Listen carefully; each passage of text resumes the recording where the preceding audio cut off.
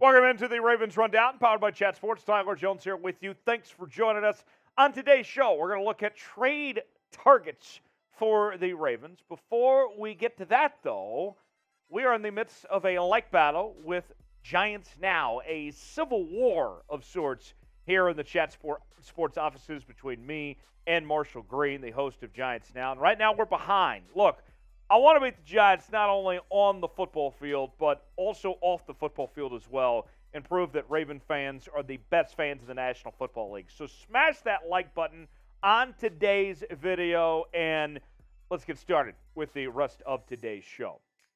So Baltimore Breakdown, which is the SB Nation site for the Baltimore Ravens, they put a list together of about 8 different trade target options for the Baltimore Ravens. The trade deadline coming up on November 1st.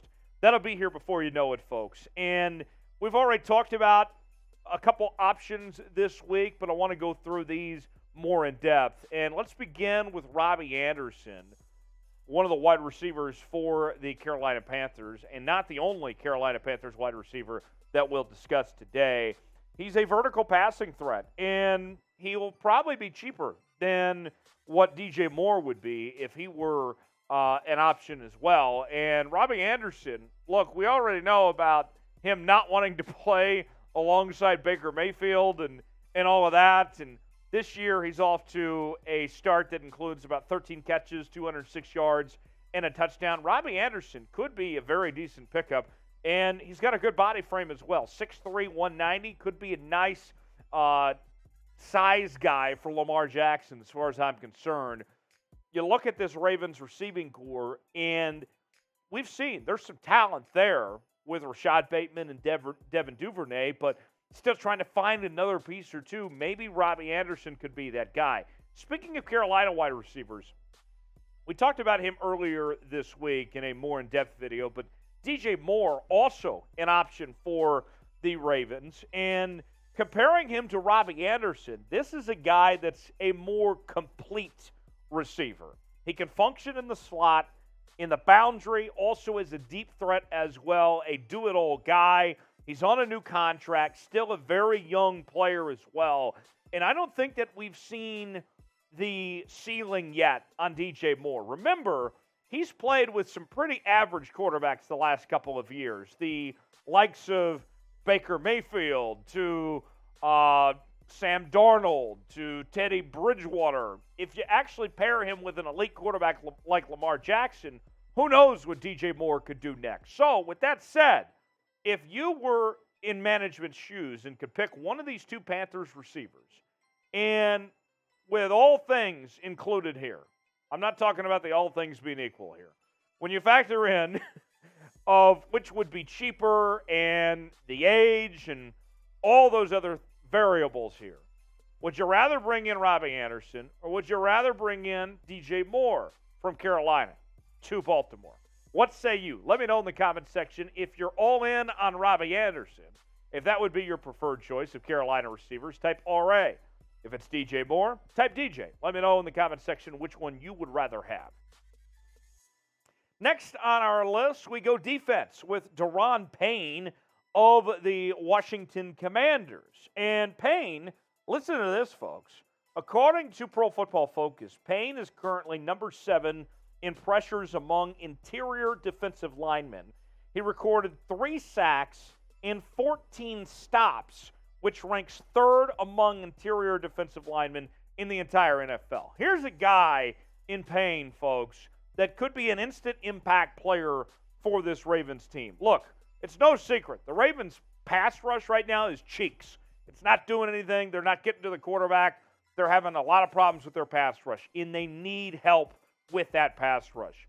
Payne could be your guy you're looking for, and a player that could still play for a very long time, too. So Payne might be a good option for the Ravens there. Staying with Washington, with the Commanders, another name to watch out for, also on the defensive line, is Montez Sweat. And this is somebody that, as an edge rusher, we've already seen this year, have 2 sacks, 4 tackles for loss, 15 tackles. And look, I mean, the Ravens pass rush needs help. This is a guy, Montez here, that he's a freak athlete. He's flashed elite level play, but still needs a bit more of technical redefinement, which, you look at this Ravens coaching staff, not to say that they couldn't work him out a bit, that they couldn't figure out the kinks of sorts with him.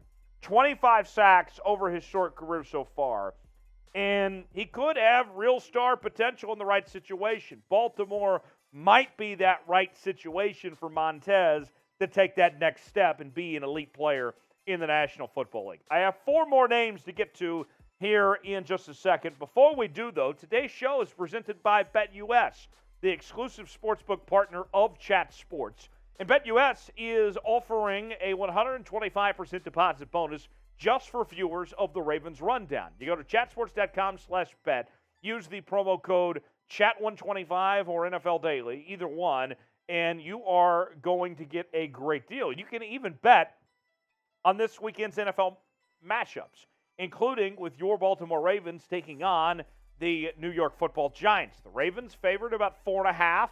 The over-under at 45. You can bet on this game, some college football, NBA, whatever you're feeling. Chat Sports, we have you covered at BetUS. Chatsports.com/bet, promo code Chat125 to sign up today. I want to know, what are you going to bet on this weekend's game? Are you riding with your Ravens?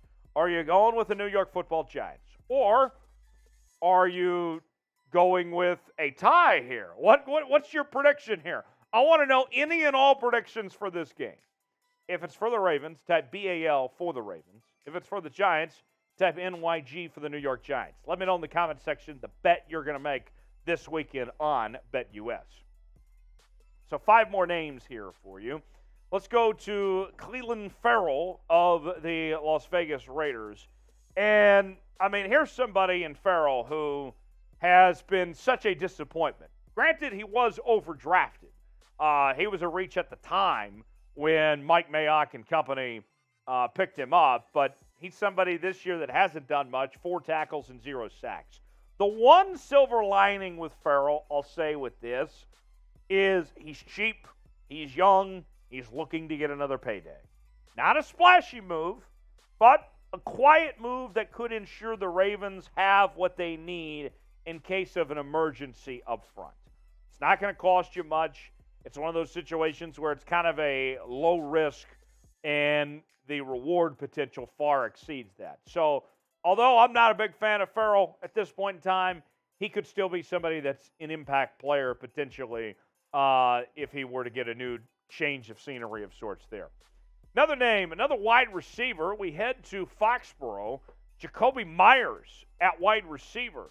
Another possibility for the Baltimore Ravens. One of the most underrated players in the NFL. A constant chain mover and a reliable target over the middle of the field.